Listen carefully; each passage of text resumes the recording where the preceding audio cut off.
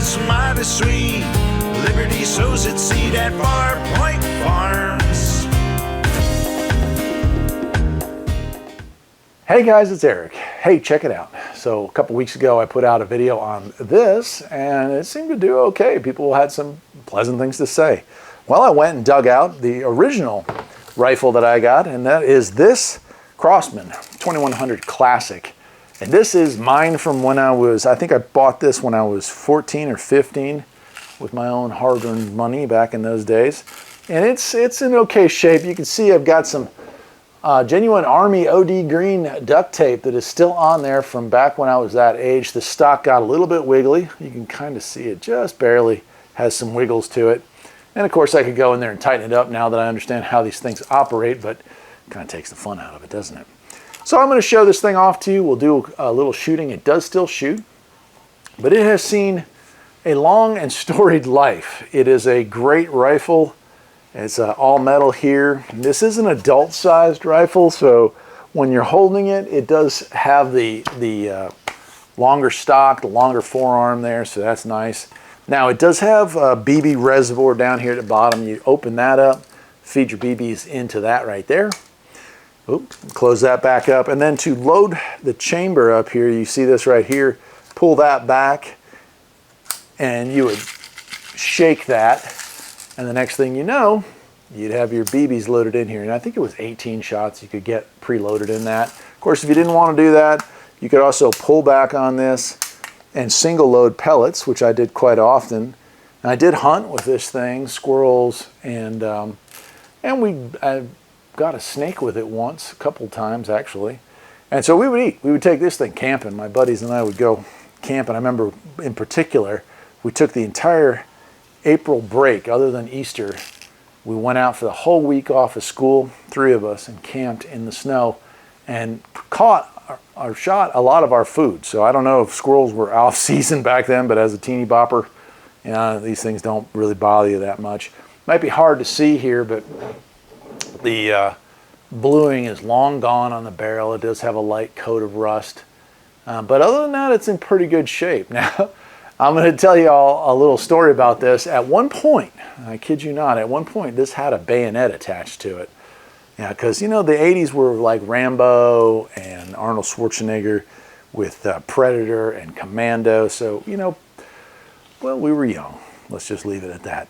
It's a fairly accurate gun. It is a 10-pump gun. You have your cocking lever, or pumping lever down here. I never really shot it with 1 pump, although you could. I think the only time I would shoot this thing with 1 pump was if I wanted to clear the chamber, because once you cock it and load it, it's ready to go. So if you were going to discharge something into the dirt perhaps before going in, but we would do that occasionally. But other than that, it was usually 3 to 10 pumps. If I was going to try hunting with it, it was always 10, and it was always a pellet. And we had some interesting pellets. This was an era where BB guns finally started to get some street cred, so they used to make some hollow point and some pointed tip hunting pellets, or some really heavy ones that I had at some point. But yeah, it's held up extremely well. I couldn't bear to get rid of it back, and all the moves that I've made and all the time that has passed, it was just something that I just couldn't see myself getting rid of.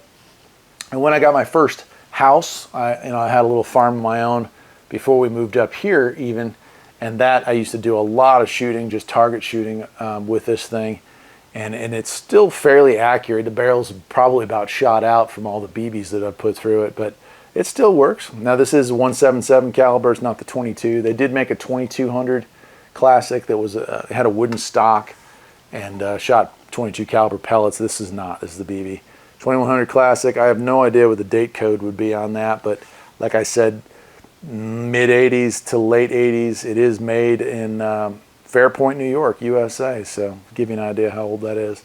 Really nice. So what I'm going to do, just like with the last video, is I'm going to take this thing and we are going to do some plinking with it. I've got some cans set up. I've got a target set up. And we'll see with bad vision and a variety of other health issues how well I still shoot with something like this. Let's do it. All right, well here we are in the range with the Crossman 2100 Classic, and I've got a target set up about 35 feet away from me, and we're gonna shoot some BBs first. So to load this thing properly, pull back this spring-loaded mechanism and rotate, and you can see right there, We now have some in the chamber. This is spring assisted, it's pushing it forward. So you won't have to tip the gun down if you buy one of these and you want to fire it. And I'll go ahead and cock it, and then we'll pump it up.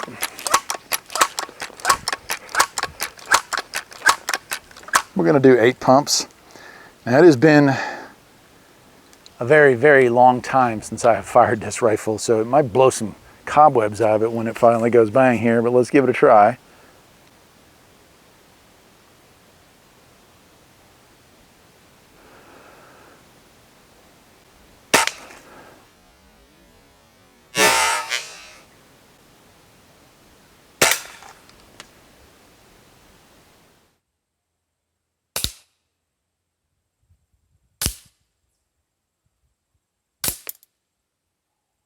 Wow. Okay, so that's what we would call a shot out barrel. Wow, okay, so no spread at all, there's just random firing. I'll tell you what I'm gonna do, and I kind of remember about the time I was done with, with these types of toys, about the time I was done shooting this thing, it was pretty shot out. Like I had put so many rounds through the barrel that even though it was previously rifled, it was rifled no more. But to see if we can get any better shots out of it, I do have some pellets with me. I've got a pointed pellet. It's a little hard to see that, but a little pointed 177 pellet. Put that in there. There we go. And we'll give it 6 bumps and see what we get. Make it 7.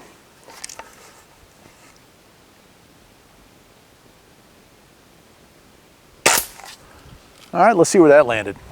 All right, a much better target shot there. Let's try another one. A little hard to load this thing. My younger hands didn't seem to have this kind of problem, but time is cruel.